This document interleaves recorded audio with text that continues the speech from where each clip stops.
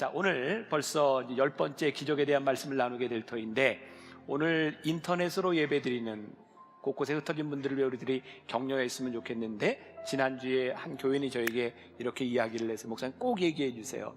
런던에서 있다 오신 분인데, 런던에 있는 어떤 성도가 만나교회 교인은 아니에요.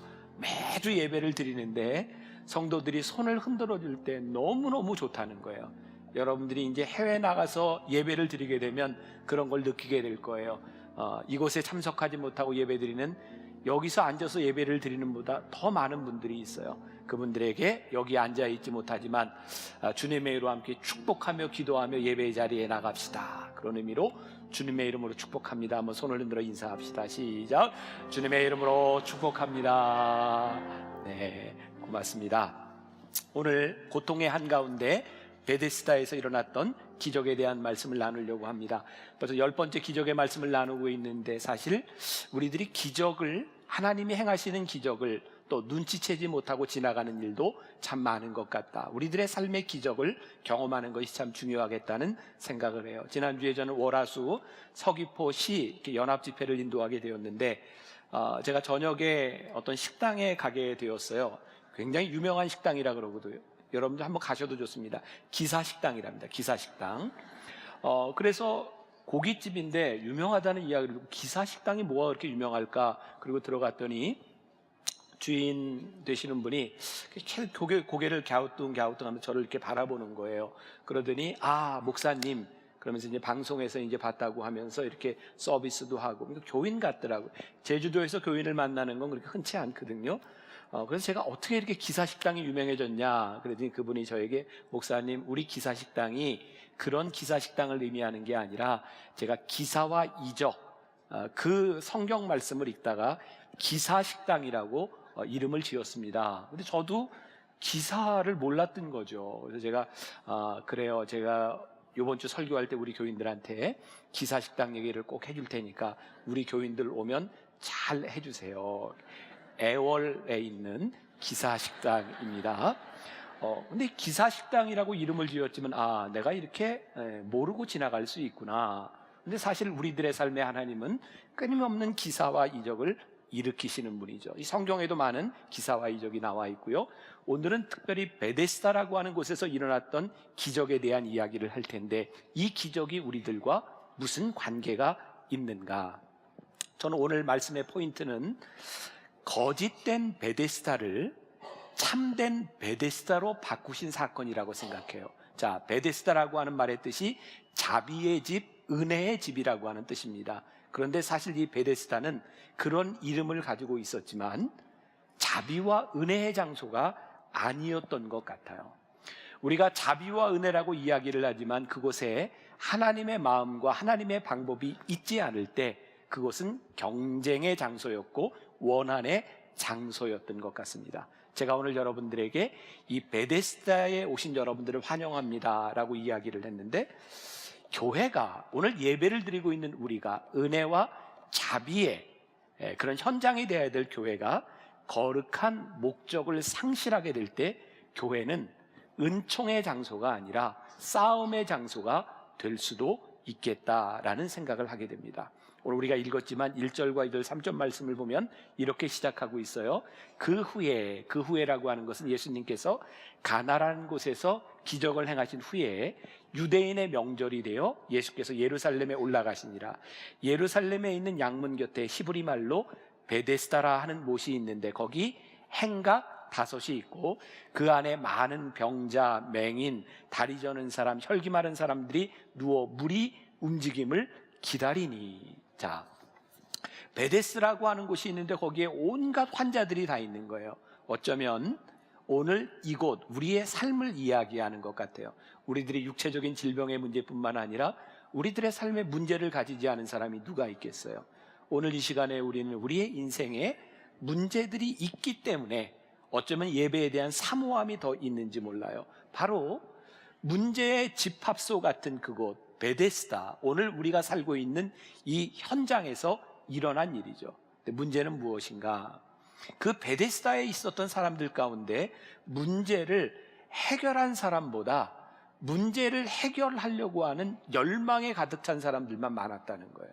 자, 베데스다라고 하는 것에서 하나님의 은혜와 자비가 일어나야 되는데 그 은혜를 경험한 사람이 아니라 그것을 갈망하는 사람들만 많은 거예요. 이유가 뭐냐면 오늘 본문 말씀 4절에 보니까 이는 천사가 가끔 못에 물을 움직이게 하는데 움직인 후에 먼저 들어가는 자는 어떤 병에 걸렸든지 낫게 되밀어라. 사람들이 많이 모여 있는데 천사가 가끔 물을 동하게 하는데 가장 먼저 들어간 자는 어떤 병에 걸렸든지 낫게 된다는 거예요. 자, 제가 말씀을 읽을 때 우리들에게 좀 상상력이 필요하다 그랬잖아요. 이 베데스다 주변을 여러분들 상상해 보세요. 물이 동하는 때에 병이 낫는다는 소문을 듣고 많은 사람들이 모여 있었던 거예요. 그러니까 얼마나 많은 환자들이 있었겠어요. 그런데 문제는 뭐예요? 가끔 물이 동하는데 먼저 들어간 한 사람만 병이 낫는 거예요. 그래서 그게 은혜와 자비라고 이야기를 했는데 생각해 보세요. 그 주변에는 자신에게 은혜가 필요한, 하나님의 은총이 필요한 사람이 많은데 다른 사람이 먼저 은혜를 받으면 나는 은혜를 받지 못하는 거예요. 거기에 기쁨이 있을까요? 저는 그렇게 생각되지 않아요. 은혜의 집, 자비의 집인데 그 베데스다는 시기와 질투와 미움, 경쟁이 난무하고 있던 것이 바로 베데스다였던 것 같아요. 이름은 자비의 동산인데 사실은 내 것을, 내 은혜를 누군가 빼앗아 갈 수도 있다라고 하는 것 때문에 정말 무서운 장소가 베데스다가 아니었을까. 저는 이 베데스다라고 하는 것을 그냥 오늘날 우리의 삶으로 연결을 시킨다면 병원의 응급실 같다라는 생각이 들어요. 여러분들 응급실에 가보셨어요? 응급실은 우리들이 왜 가죠? 너무너무 아파서 일반 진료를 받아서는 안 될 것 같은 상황이죠. 병원의 문이 닫혀서 밤에 어쩔 수 없이 가는 응급 상황, 그것이 응급실입니다. 응급실에 들어가면요, 사람들이 다 병이 낫기를 원하는데 응급실에 있는 사람들의 표정이 아파서도 박질을 날지만 전부 불만에 가득 차 있어요. 왜일까요? 모든 의사와 간호사가 한 사람에게 붙어 있을 수는 없는데 저 의사와 간호사가 나한테 안 오고 저 사람한테 먼저 가 있는 거예요. 나는 아파 죽겠는데 왜 저 사람한테 가 있냐는 거예요. 응급실에 들어와 있는 사람들은 자기가 제일 아픈 거예요. 그래서 응급실이 시끄러운 이유는 나에게도 관심을 가져달라고 아픔보다 더 큰 신음을 내게 되는 거죠. 그러면서 이런 생각이 들지 않나요? 저놈만 아니면 나한테 먼저 올 텐데, 아니 저놈이 아파서 나한테 못 오는구나. 나에게 돌아올 혜택, 내가 먼저 나아야 되는데 누구 때문에 나에게 혜택이 들어오지 못한다고 하는 절박함, 그래서 상대방을 절대로 용납할 수 없는 원망, 시기, 어쩌면 그것이 응급실 같은 베데스다의 상황은 아니었을까? 상상이 가세요? 또 오늘 말씀해 보니까 명절이라고 하는 말이 등장하는데 예수님께서 명절을 맞아서 이제 예루살렘으로 올라가시는 거예요. 이 명절이 유월절이었을까 감사절이었을까 잘 모르겠어요. 어떤 명절인지 모르지만 명절이라고 하는 것에서 우리들이 생각할 수 있는 것은 가족들이 모이는 축제와 같은 곳인 거예요. 그런데 이 38년 된 환자에게 이 명절은 무슨 의미를 가지고 있었을까? 가족들이 모인다는 것이 얼마나 힘들고 어려운 일이었을까? 우리의 인생에 문제가 해결되지 않은 상태에서 갈등을 가진 곳에서, 아니 38년 된 환자를 집에서 돌봐야 되는 그런 가정의 형편이라고 할 때 명절에 가족들이 모인다는 것이 그렇게 즐거움이었을까? 사르트르가 그런 얘기했죠. 타인은 지옥이다. 문제를 가지고 있는 사람들에게 가장 가까이에 있는 가족, 그 사람들이 타인일 때 그 사람들을 만나는 것이 우리들에게 지옥일 수도 있는 상황, 이 명절이 결코 기쁨의 상황은 아니었을 것 같습니다. 그런데 이런 문제들을 우리는 다 안고 살아간다고 하는 거죠. 남들이 이해하지 못하고 남들과 다른 종류의 것이지만 우리는 우리의 문제들을 다 가지고 살아가는 거예요. 자, 4절 말씀을 다시 보면 아까 이야기했던 것처럼 이는 천사가 가끔 못에 물을 움직이게 하는데 움직인 후에 먼저 들어가는 자는 어떤 병에 걸렸든지 낫게 되밀어라. 성서학자들은 이런 이야기를 합니다. 베데스다가 진짜 그런 곳이었는지 아니었는 곳인지 모르지만 그것은 단지 소문에 불과한 것이었다는 거예요. 근데 보세요. 우리가 이런 표현을 쓰죠. 지푸라기라도 잡고 싶은 심정. 우리가 흔히 이야기하는 불치병, 아무리 병원을 찾아가도 약으로도 해결되지 않는 그 불치병을 가진 사람들에게 있어서 지푸라기라도 잡고 싶은 심정. 아마 베데스다에 모여있는 사람들이 그런 심정이었을 거예요. 무엇이 좋다더라 라고 하는 소문이 났는데, 어떤 소문이에요? 거기 누구든지 먼저 들어가면 병이 낫는다 라고 하는 소문을 듣고 사람들이 다 모인 거예요. 근데 실제 그런 역사가 일어났는지 아닌지는 몰라요. 저는 이 세상에서 제일 나쁜 사람이 우리 인간들이 가지고 있는 이런 한계 상황 가운데서 사기를 치는 사람이라고 생각해요. 우리들 주변에 종종 무슨 암에 뭐에 좋다더라 라고 하는 것 때문에 물건을 팔고 또 약을 팔고 하면서 사람을 속이는 사람들, 정말 지푸라기라도 잡고 싶은 심정을 가진 사람들의 그게 얼마나 못할 짓을 하는 것인가. 여러분들 신앙이라고 하는 탈을 쓰고, 혹은 모든 것이 아니지만 종종 기도원이라고 하는 곳에서 지푸라기라도 잡고 싶은 심정을 가지고 올라온 사람들에게 사기치는 사람들이 있었죠. 세상에 어떤 기도원에서는 그 기도원 원장이 기도해서 영험이 있는 물을 팔아요. 이 물을 마시면 병이 낫는다고. 정말 그렇게 속아 넘어갈 수밖에 없는 안타까운 상황. 또 얼마 전에는 어떤 목사가 교인들에게 기도하고 내가 응답을 받았으니 주식을 사라 그래서 그 몇백억의 손해를 끼친 사람이 있죠. 아마 경제적으로 어려움이 있든지 어떤 사람이었든지 어떻게 그런 이야기에 빠져 들어갈 수 있을까. 그런데 우리들 주변에 건강이나 돈에 대한 문제나 이런 여러 가지 문제를 가지고 너무너무 힘들어하는 사람들, 그들에게 지푸라기라도 잡고 싶은 심정, 그게 베데스다였다는 거예요. 그런데 오늘 예수님께서 특별히 38년 된 이 환자를 보셨어요. 5절에 보니까 거기 38배 된 병자가 있더라.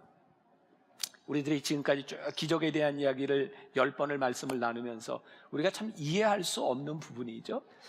어떤 환자는 주님이 만나서 고쳐주기도 하시고, 많은 환자들 가운데 모든 사람들이 고침을 받은 것은 아니었던 것 같아요. 이거 우리들이 어떻게 설명할까요?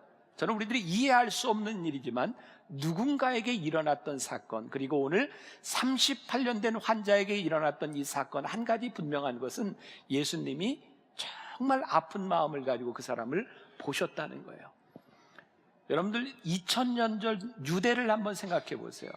평균 수명이 얼마나 되었을까요?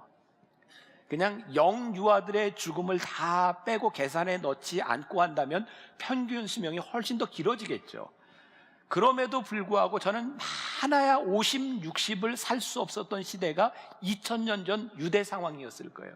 그런데 38년을 병상에 누워있다고 생각할 때 그의 인생의 전체적인 삶이 병상에 누워있던 삶이 아니었을까. 그러니 그의 인생이 얼마나 힘들었겠어요.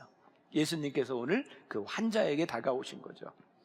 제가 말씀을 준비하는 중에 보았던 글이었는데, 안산에서 목회하시다 지금 은퇴하신 분이에요. 유명하신 분이죠. 시인이기도 하고 고훈 목사님이라는 분이 계셨어요. 그분이 목회를 하는 중에 암으로 오랫동안 투병을 하게 되었습니다. 암으로 투병하던 때 후배 목사님이 찾아와서 목사님에게 물었답니다. 목사님 힘드시죠? 그때 후배에게 목사님이 이렇게 말을 했어요. 아마 교수였던 것 같아요. 김 교수, 교인들 항암 치료한다면 하는 모양이다 했지 이렇게 힘든지 몰랐어. 확실한 천국 소망 가지고 사는 사람인데 이거 안 받고 빨리 천국 가고 싶다는 생각이 많이 들어. 자기 생명 걷어가시고 우리 목사님 살려달라고 철야하면서 목숨 걸고 기도하는 교인들 아니라면 나 정말 이거 안 받고 싶어. 그 목사님이 그 후배 목사님에게 본인이 쓴 시 한 편을 보여주셨어요. 주님, 내 아픔이 너무 커서 그 아픔이 가족들의 아픔이 되지 않기를 기도합니다. 주님, 내 아픔이 너무 길어서 그 아픔이 교회의 어두운 그늘이 되지 않기를 기도합니다. 주님, 내 아픔이 유별나서 세상 사람들의 조롱거리가 되지 않기를 기도합니다. 그냥 혼자 아프고 혼자 울기도 지금은 너무 벅차기 때문에 주님 내 아픔이 너무 커서라고 하는 시의 일부분이에요. 저는 그냥 이 목사님 마음, 아니면 여기 있는 여러분들 누군가의 그런 마음 이해가 되는 분이 있을 것 같아요. 목회자에게 있어서 내 아픔이 오래가면 교회의 그늘이 될 수도 있겠구나. 내가 너무 아프고 힘들어서 우리 가족의 짐이 될 수도 있겠구나. 사실은 그 아픔보다 그 아픔으로 인해서 일어나는 많은 아픔들이 있는 거예요.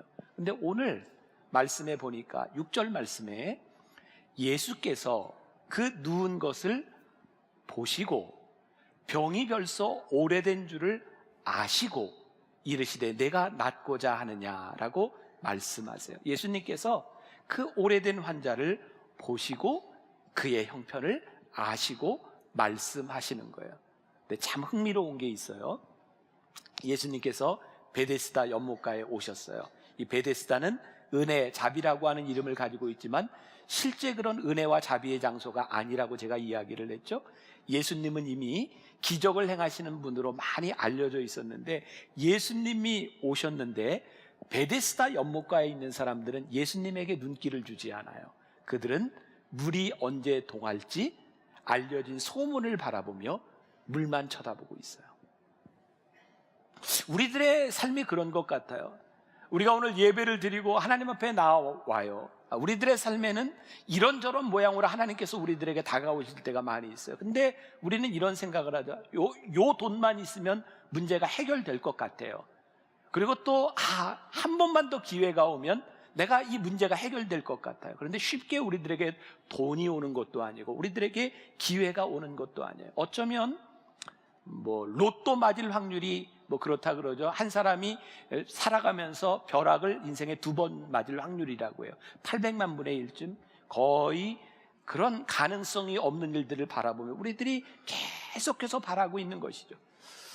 지금 이 베데스다 연못가에 보시고 아시고 물으시는 주님을 바라봐야 될 사람들이 근원이 되시는 주님을 바라보시는 것이 아니라 문제에 집중하고 있는 거예요. 저는 이런 생각을 해요. 이 말씀을 묵상하며 그러면 주님을 바라본다는 것이 무슨 의미인가요? 우리가 우리의 모든 문제의 근원이 되시는 주님을 바라본다는 것이 무엇일까요? 우리가 문제에 집중한다는 것과 이것이 무슨 차이가 있는 것일까요? 제가 말씀을 묵상하는 중에 깨닫게 된 것이 있어요. 우리가 주님을 바라봐야, 내 삶의 주인이신 주님을 바라봐야, 빛이신 주님을 바라봐야 그 주님 안에서, 그 빛 아래서 나의 어두움이 보이고 나의 문제가 보이는 것이구나. 문제의 해결은 우리가 앓고 있는 병을 바라보는 차원의 문제가 아니라 그 근원이 무엇인지를 주님 앞에서 바라보기 시작할 때 내가 나와 있는 이 베데스다가 시기와 질투와 원한의 장소가 아니라 이 문제를 해결하시는 주님을 만날 수 있는 곳이 될 터인데 우리는 이 자리에 와서 예배를 드리면서도 주님을 바라보는 것이 아니라 우리의 문제 속에 빠져 있는 것은 아닌가. 우리 주님께서 베데스다에 오셔서 환자에게 이렇게 물으셨어요. 내가 낫고자 하느냐? 한번 생각해 보세요. 이거 너무 우매한 질문 아닌가요? 38년 동안 누워있던 환자에게 내가 낫고자 하느냐? 그러면 이 환자는 어떻게 대답해야 될까요? 예, 주님 제가 낫기를 원합니다. 근데 환자는 그렇게 대답하지 않았습니다. 이 환자는요, 병이 낫고자 하느냐는 주님의 물음에 대하여 8절에 이렇게 대답을 합니다. 병자가 대답하되 주여 물이 움직일 때에 나를 못에 넣어주는 사람이 없어 내가 가는 동안에 다른 사람이 먼저 내려가나이다. 이게 지금 무슨 의미일까요? 원망스러운 거예요. 주님 제가 여기에 와서 오랫동안 기다렸는데 아무도 나를 넣어주는 사람이 없어서 내가 이렇게 아픈 상태로 있어요. 주님께서 내가 낫고자 하시는데 이 사람이 소망을 이야기한 것이 아니라 자기 신세를 한탄하고 있어요. 마치 어쩌면 우리의 모습 같아요. 우리가 예수님을 믿는다고 말씀을 들으려고 우리의 문제가 해결되기를 원한다고 하면서 우리의 삶은 너무너무 부정적인 거죠. 우리들 마음속에 원한이 있고요, 우리들 마음속에 누구 때문에 우리의 인생이 풀리지 않는 것 같은 그런 마음들이 있어요. 그런데 가만히 생각해 보세요. 이 38년 된 환자가 그렇게 인생을 원망해야만 했을까요? 모르겠어요. 상상을 가지고 보자는 거예요. 38년 동안 이 환자가 누워있으며 죽지 않고 살아있었다면 38년 동안 누군가 이 환자를 돌보지 않았을까요? 그가 물론 나를 넣어주는 사람이 없다고 불평할지 모르지만 그로 인해서 그를 사랑했던 많은 가족들의 보살핌이 있지 않았을까요? 주님께서 내가 낫고자 하느냐라고 하는 이 물음에 대해서 그의 인생을 한탄하기보다는 예, 주님 내가 낫기를 원합니다. 그의 삶에 소망과 긍정의 말이 필요하지 않았을까요? 저는 오늘 이 기적의 중요한 포인트는 예수님께서 38년 된 환자를 일으켜서 낫게 하신 것도 참 중요한데 주님께서 그의 삶의 태도를 묻고 계시고 다시는 옛생활로 돌아가지 말라고 하는 주님의 당부로 이 기적이 끝나고 있다는 거예요. 내가 낫기를 원하느냐? 더 이상 네가 피해의식과 원망의 감정을 가지지 말고. 자, 오늘 말씀을 듣는 여러분들에게 제가 가장 강력한 도전을 여러분들에게 주고 싶다면 우리들 인생의 가장 무서운 것은 우리의 질병과 우리의 어려움에 대한 문제가 아니라 우리들 속에 해결되지 않은 상처와 원망에 대한 문제. 오늘 주님께서 우리의 문제를 보시고 아시고 내가 낫기를 원하느냐라고 말씀하셨을 때에 우리의 원망으로 인하여 주님 앞에 대답하지 못하는 것. 자, 제가 도전한다면 오늘 우리들에게 필요한 가장 직설적인 것은 우리 주님께서 말씀하시는 명령이에요. 내 자리를 들고 일어나서 걸으라는 거예요. 오늘 8절과 9절 말씀 보세요. 예수께서 이르시되 일어나 내 자리를 들고 걸어가라 하시니 사람들이 곧 나와서 그 사람이 곧 나와서 자리를 들고 걸어가니라. 이 날은 안식일이니. 두 가지 중요한 포인트가 있어요. 내 자리를 들고 네가 걸어가라고 하는 것과 이 날이 안식일이었다는 거예요. 저에게는 이런 생각이 들어요. 제가 말씀을 묵상하면서 제가 깨달은 거니까 모르겠어요. 주님의 의도가 진짜 그런 거였는지 아닌지 모르지만 왜 예수님께서는 너 일어나 걸으라 이렇게 하시면 될 텐데 네 자리를 들고 걸으라고 말씀하셨을까요? 그러니까 우리들이 의문을 가지고 성경을 보면 성경이 우리들에게 답을 하죠. 저에게는 이런 답이 생각이 됐어요. 지금 이 사람에게 중요한 것은 일어나 걷는 것이 아니라 38년 동안 그가 누워 있었던 그 병의 흔적의 자리, 그의 상처와 과거의 자리를 들고 일어서라고 말씀하고 있구나. 이제 더 이상 네가 상처와 원망에 사는 것이 아니라 과거를 잃어버리고 네가 그거 들고 일어나 가라고 하시는 말씀이구나. 단순히 일어남에 대한 문제가 아니라 우리의 잊고 싶은 과거를 다 잊어버리고 상처를 극복하라고 하시는 말씀이구나. 그리고 이 날이 안식일이었다는 거예요. 안식일날 이 환자를 고친 것으로 인하여 바리새인들이 논쟁을 일으켜요. 10절 보니까 유대인들이 병 나은 사람에게 이르되 안식일인데 내가 자리를 들고 가는 것이 옳지 아니하니라. 아니 세상에 안식일날 주님께서 이 환자를 고치셨는데 그것을 같이 기뻐하지 않는 거예요. 안식일은요 우리를 향한 하나님의 마음, 우리 인간들을 향해 베푸시는 하나님의 은혜의 자리예요. 그러니까 오늘 이 자리에서 우리들이 함께 기뻐하고 우리들에게 주신 일들을 과거를 잊어버리고 감사하고 기쁨으로 살아가야 되는데 기쁨을 잃어버린 것, 감사를 잃어버린 것, 부정적인 태도들에 대하여 주님께서 말씀하시는 것이 그거 들고 일어나는 거예요. 이제 새로운 삶을 살아가라는 거예요. 혹시 이 자리에 예배를 드리고 계실까 봐. 근데 제가 지난주에 신방을 하다가 한 가정을 가게 되었는데 사업체를 가게 되었어요. 누군지 모르니까 제가 얘기해도 괜찮을 것 같아요. 이분이 한 10년 전쯤 정말 너무너무 어려운 시간을 가지게 되었대요. 저희 교회가 아닌 다른 교회에서 열심히 봉사하고 중직을 맡아서 열심히 사역을 했는데 사업이 망한 거예요. 쫄딱 망했어요. 가장 어려운 것까지 내려가서 정말 돈이 한 푼 없는 상태에서 사람에게 배신을 당하고, 이 두 분은 열심히 사역하던 교회에서 우리처럼 열심히 사역하던 사람이 망했다고 하면 사람들에게 덕이 되지 않을까 봐 개척교회부터 섬겼던 교회를 나왔대요. 그러니까 그 마음이 어떻겠어요? 그 힘든 가운데서 예배드릴 곳을 찾아다니면서 그렇게 이 교회 저 교회를 기웃거리며 다니는 것이 얼마나 힘든 상황이었겠어요. 그러다가 저희 교회 어머니 기도실을 오게 되었고, 변화산 기도에 참석하게 되었고, 그리고 이제 정말 꿈처럼 하나님이 10년 동안 회복시켜 주신 거예요. 근데 그분의 간증을 듣는데 그분이 그래요. 정말 그 어려움 가운데서 자기가 할 수 있는 것이 아무것도 없는 가운데서요, 양복을 입고 차를 몰고 이렇게 저기 청계산으로 가서 청계산을 올라갈 때요, 소주를 먹고 마시고, 저는 그 얘기를 들으면 혼자 이런 생각을 했어요. 옛날에 소주를 먹은 사람은 인생에 참 힘든 때를 만나면 또 소주 생각이 나나 보다. 그래서 제가 우리 자녀들을 믿음으로 양육한다는 게 왜 중요하냐면, 이 아이들에게 어떤 믿음의 추억을 심어줬느냐에 따라 힘든 때 아이들이 무엇을 해야 될지를 하게 될 것 같아요. 근데 어쨌든 그분은 이제 올라가서 하나님께 이렇게 따졌다는 거예요. 하나님, 제가 지금까지 한 걸 생각해 보세요. 이렇게 봉사하고 성경 공부하고 다 했는데 하나님 이러실 수 있어요? 하나님께 따졌다는 거예요. 저에게 그 얘기를 들으면서 오늘 말씀과 연계해서 이게 율법이구나. 하나님, 제가 이만큼 했으니 하나님이 이만큼을 주실 수 있지 않습니까? 이게 율법이구나. 사실은 하나님께 우리들에게 베풀어 주신 감사를 잃어버리고 하나님과 관계없는 우리의 선행들이 될 수 있구나. 이분이 그 시간을 지나면서 깨닫게 된 게 있다는 거예요. 진짜 하나님께서 축복해 주시던 그 순간에 나는 열심히 봉사한다고 했는데 진정한 감사가 없었고 하나님과의 인격적인 만남이 없었던 것을 깨닫게 하셨고, 하나님이 이제 회복시켜 주셨는데, 이분에겐 딸이 둘이 있어요. 저에게 하는 얘기예요. 목사님, 저에게 꿈이 있는데 우리 딸들이 결혼하면 딱 두 가지만 기억했으면 좋겠어요. 첫 번째, 우리 딸들이 정말 좋은 일과 하나님의 축복을 만날 때 감사할 수 있으면 좋겠고, 어려운 일을 만날 때는 하나님께 기도하는 딸이 되었으면 좋겠어요. 전 그 얘기를 들으면서 참 너무너무 마음이 좋았어요.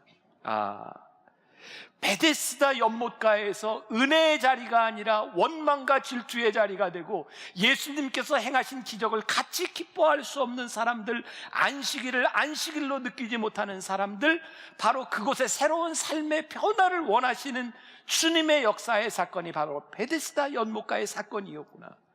그리고요, 놀라운 일은 이 38년 된 환자가 11절에 안식일에 대한 논쟁이 붙으면 이렇게 얘기를 하고, 대답하되 나를 낫게 한 그가 자리를 들고 걸어가라 하더라 하니, 나를 낫게 한 그 사람이 누군지는 모르지만 그 사람이 나한테 나와서 걸어가라 그랬어요. 이 사람에게 간증거리가 생긴 거죠. 그분이 나에게 명령하셔서 내가 지금 여기에 있어요. 자, 여러분들의 삶에 무엇인지 아직 확실하게 드러나지 않았지만 분명한 것은 주님이 나를 부르셔서 우리를 베데스다 연못가에서 우리의 인생을 고치신 그 일, 모르겠어요. 어떤 일이 일어날지 모르겠어요. 그분이 누구신지 정확히 내가 설명할 수 없지만 분명한 것은 내 삶의 변화가 일어났다는 거예요. 그분이 내 삶을 바꿔주셨다는 거예요.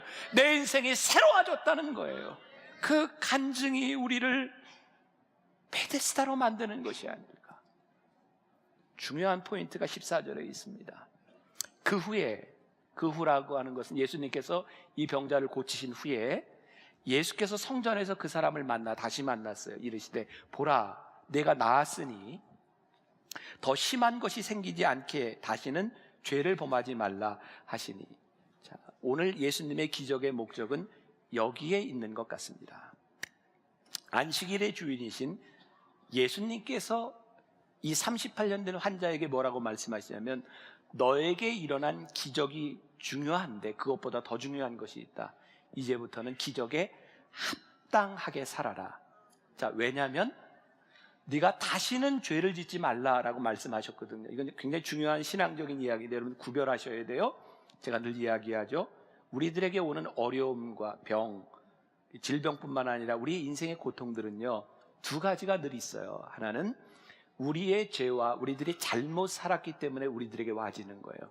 그럼 우리들이 감당해야 될 몫이죠. 또 우리들이 설명할 수 없는 부분들이, 이건 죄에 대한 문제가 아니라 기능적인 문제일 때도 있고요, 또 모든 사람에게 오는 그런 어려움에 대한 문제일 때도 있어요. 구별할 필요 있어요. 근데 이 교회 안에서 일어나는 많은 잘못 가운데 하나는 모든 병을 죄로 이렇게 생각하는 거죠. 그래서 요한복음 9장에도 보면 날 때부터 소경된 사람을 가지고 논쟁이 붙었어요.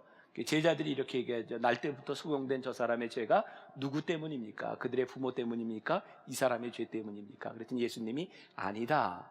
이것은 그들의 죄의 문제가 아니라 하나님의 영광을 드러내기 위함이다.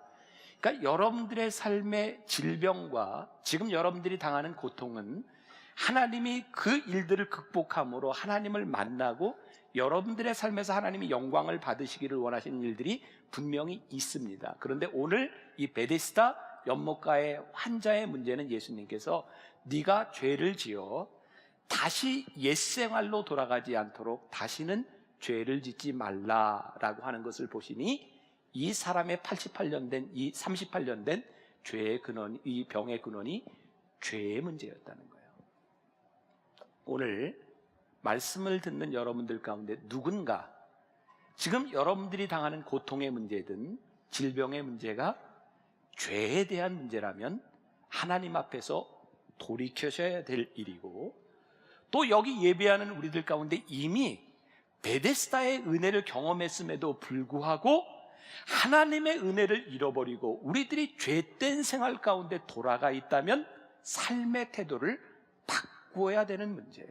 저는요, 오늘 여러분들이 예배하는 이 시간에 앉아 있는 것만으로 우리의 인생에는 베데스다의 기적이 시작되었다고 믿습니다. 왜? 어떻게 우리가 여기에서 하나님을 예배하는 하나님의 사람이 될 수 있겠습니까? 이 수많은 사람들 가운데 우리들이 예배할 수 있다는 것 자체가 우리들에게 이미 시작된 하나님의 은혜가 아니겠습니까? 자, 베데스다의 연못, 베데스다의 은혜.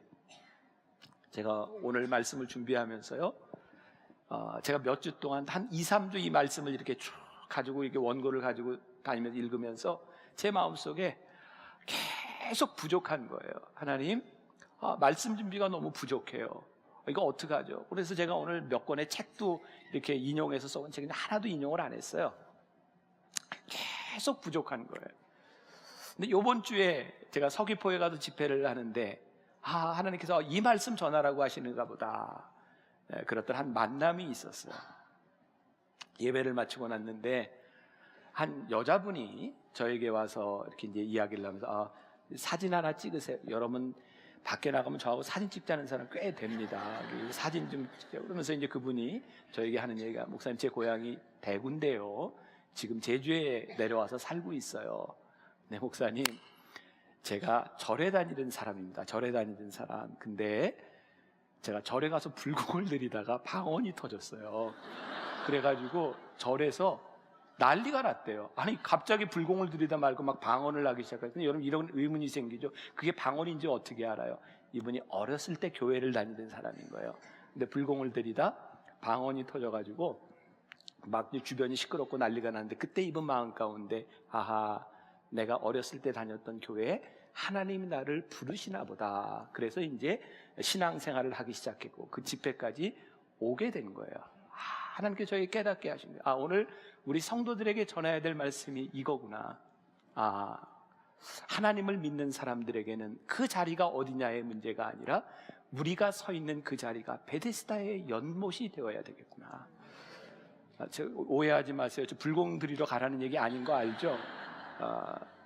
그 자리에서도 주님을 만나는 자리가 우리들에게 베데스다의 연못이 될 수 있는 것처럼, 하나님, 이 세상은요 정말 누군가를 끌어내리지 않으면 안 되는, 나 혼자 올라가야 되는 경쟁 가운데 우리들이 살아가고 있고, 그래서 우리들이 나가는 세상은 원한도 많고요, 질투도 많고요, 다툼도 많은 세상이에요. 하나님, 우리 성도들이 오늘 예배를 마치고 나가는 그 세상이 베데스다가 되게 하여 주옵소서. 이 38년 된 환자가, 내가 그분이 누군지 잘 설명할 수는 없을지 모르지만 분명한 것은 그분이 나로 하여금 일어나 걸으라고 말씀하셨다는 거예요. 바리새인들에게 담대하게 얘기했던 것처럼 다음 주에 우리들이 모일 때 하나님, 우리들에게 그런 감격이 있었으면 좋겠습니다. 하나님, 제가 이 세상에요, 그것이 베데스다가 되었어요.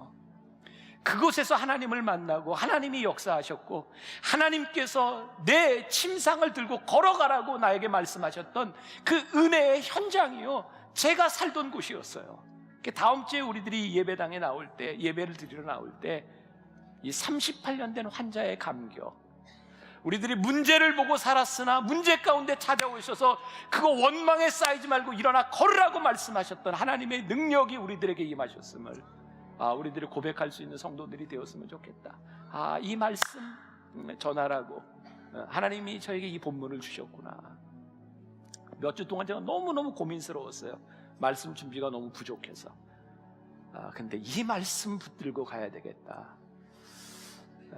아무도 예배하지 않는 곳에서, 아무도 찬양하지 않는 곳에서, 아무도 헌신하지 않는 곳에서, 그곳에서 우리의 인생의 베데스다가 시작될 수 있기를 주님의 이름으로 간절히 축복합니다.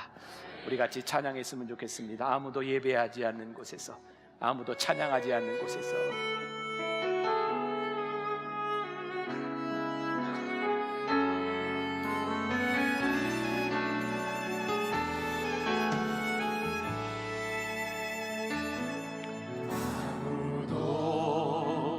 예배하지 않은 그곳에서 주를 예배하리라. 아무도 찬양하지 않는 그곳에서 나 주를 찬양하리라. 아무도 헌신하지 않는, 헌신하지 않는 그곳에서 주께 헌신하리라. 누구도 증거하지 않는 그곳에서 나 주를 증거하리라. 내가 밟는 모든 주를 예배하게 하소서. 주의 보혈로 덮어지게 하소서. 내가 선 이곳 주의 거룩한 곳 되게 하소서. 주의 향기로 물들 내가 밟는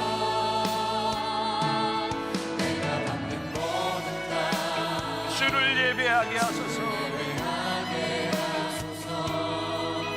주의 보혈로 덮어지게 하소서.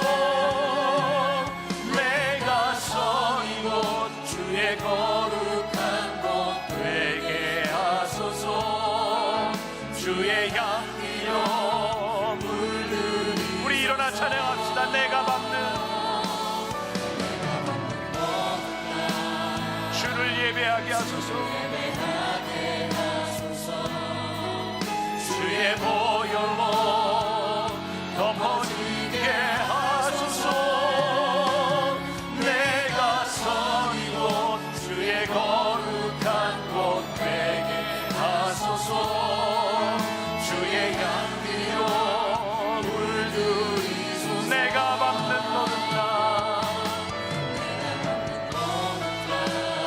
주를 예배하게 하소서.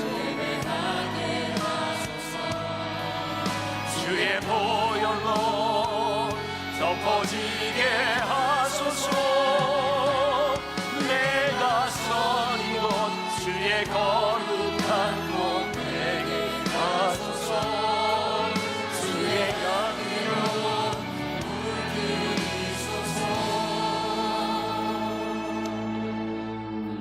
물들이소서. 세상은 시기와 원망과 질투가 참 많은 곳입니다.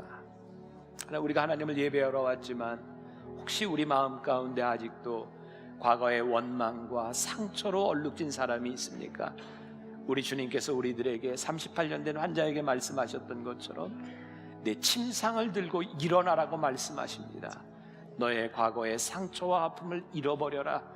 더 이상 원망 가운데 살지 말아라. 내가 낫고자 하느냐? 주님, 제가 낫기를 원합니다. 제가 새로워지기를 원합니다. 주님, 우리가 이 예배를 마치며 세상으로 나아갑니다. 아무도 하나님을 예배하지 않는 곳에서 우리가 예배하고, 아무도 하나님을 찬양하지 않는 곳에서 하나님을 찬양하며, 누구도 헌신하지 않는 곳에서 제가 헌신하며, 내가 밟는 그 땅이 거룩한 땅이 되기를 소원하고, 다음 주에 우리들이 이곳에 나올 때에 주님께서 우리들의 삶에 이렇게 역사하셨습니다, 간증거리를 들고 나올 수 있는 주의 백성들이 되게 하여 주옵소서. 하나님, 오늘도 하나님 앞에 드려진 귀한 예물과 우리 성도들의 귀한 헌신들이 있습니다. 주님 기억하시고 축복하시고, 무엇보다 이 험한 세상, 어려운 세상을 살아가며 물질로 인하여 범죄하지 않도록, 실족하지 않도록 하나님 붙잡아 주시고 동행해 주시고, 어려움 가운데 있는 우리 성도들에게 하늘문을 여시고 축복하여 주옵소서. 지금은 우리 주 예수 그리스도의 은혜와 하나님 아버지의 무한하신 사랑과 성령의 인도하심이 이 세상 한가운데 그곳이 베데스다가 되기를 꿈꾸며 나가는 당신의 사랑하는 모든 백성들 위해 지금부터 영원까지 함께 하시기를 간절히 축원하옵나이다.